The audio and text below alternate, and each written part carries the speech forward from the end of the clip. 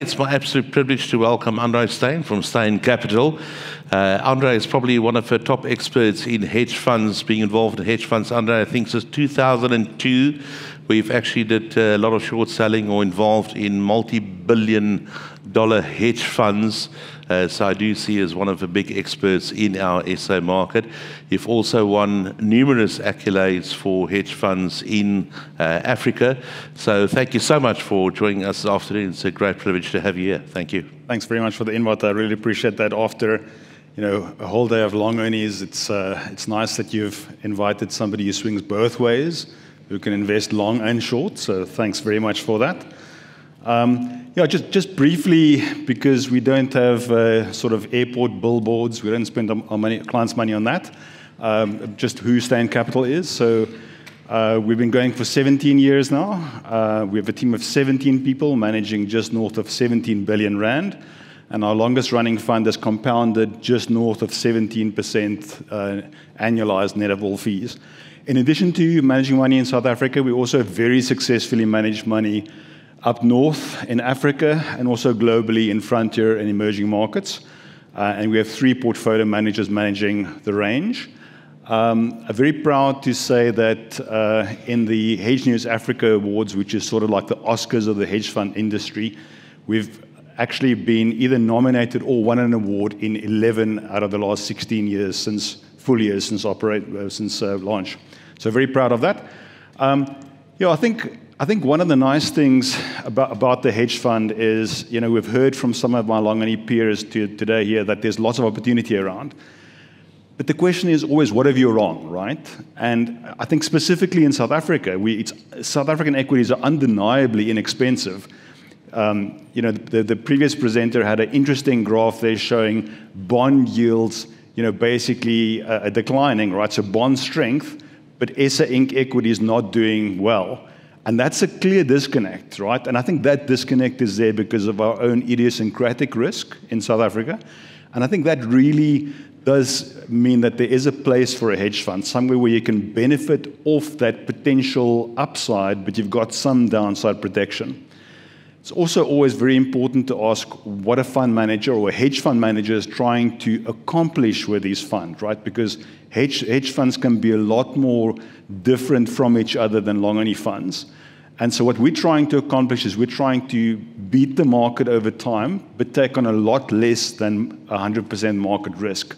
And very proud to say that we've been able to do that, significantly outperforming the market and with less volatility and more downside protection. And we do that by chipping off alpha on both sides of the portfolio, right? So as Eugene was kind enough to say, my first job in hedge funds was being a dedicated short selling analyst at a $10 billion hedge fund in New York. And, that still shines through in what we do in the short side. So this graph sort of shows that gray line, which is our long book, significantly outperforming the market, and that purple line at the bottom, which is the absolute performance of our short book, significantly underperforming the market. And that's exactly what you want, right? You want the shorts to underperform because that's how you're making money. And so I think that's, really shows the benefit of the hedge fund structure that you can, if you know what you're doing, make money on both sides of the portfolio. So just briefly, where are we seeing opportunity on the long side? I've mentioned SA equities, but then also I think the big thing is in emerging markets. And so our hedge funds do have direct exposure to emerging markets that we've brought in because of this view. And so this graph basically shows the performance of the emerging market index over the S&P 500.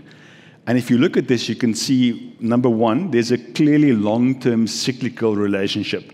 There's times when emerging markets have soundly outperformed, and there's times when developed markets have outperformed. And you can see right now that we're actually on the longest stretch of underperformance in emerging markets relative to developed markets.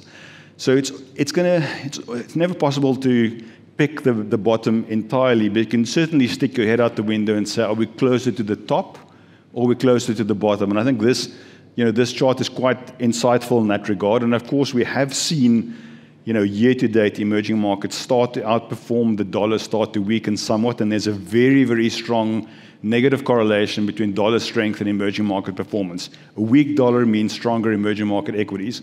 And of course, South Africa is an emerging market as well, right? We all talk about these outflows out of South African equities and sort of blame Jacob Zuma.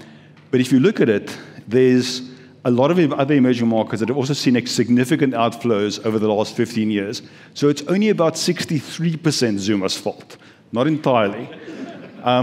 Investors are also very under-allocated to emerging markets. So you see global investor allocation sitting around 5%, but emerging markets are 40% of global GDP. So this is something that we're very excited about on the long side.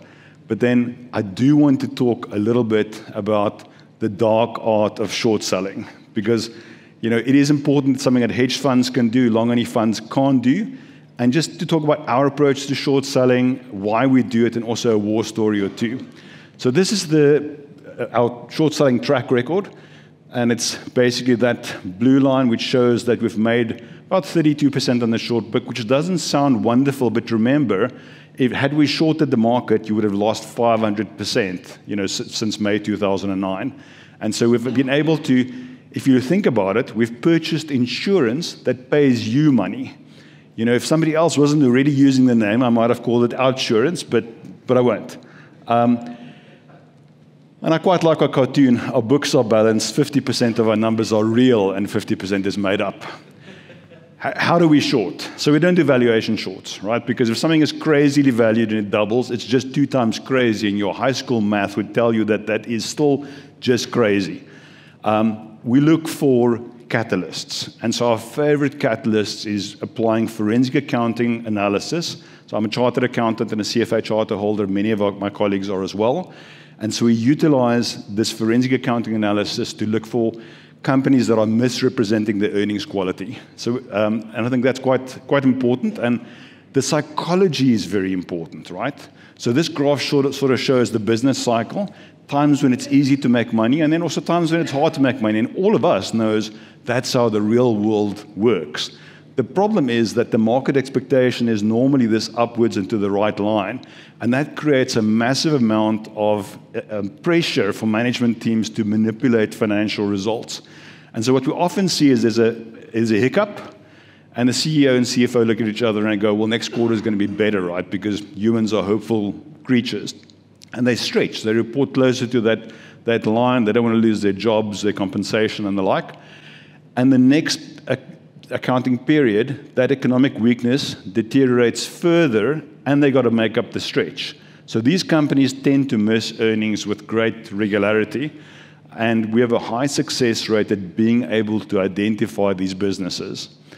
It does work on the other side as well. There occasionally are companies that hold back a little bit of cookie jar, and so it's important to be able to recognize that as well. Some of the short selling use cases, alpha shorts, so making money, that's our primary use case. You can do a pair trade, although we tend not to do very much of that because oftentimes pairs are driven by sectoral things, and what you make on the one side, you might lose on the other. An exception might be going long ShopRite and short Woolies and Pick n Pay and Spar, which we have done. But that's more of a market share game.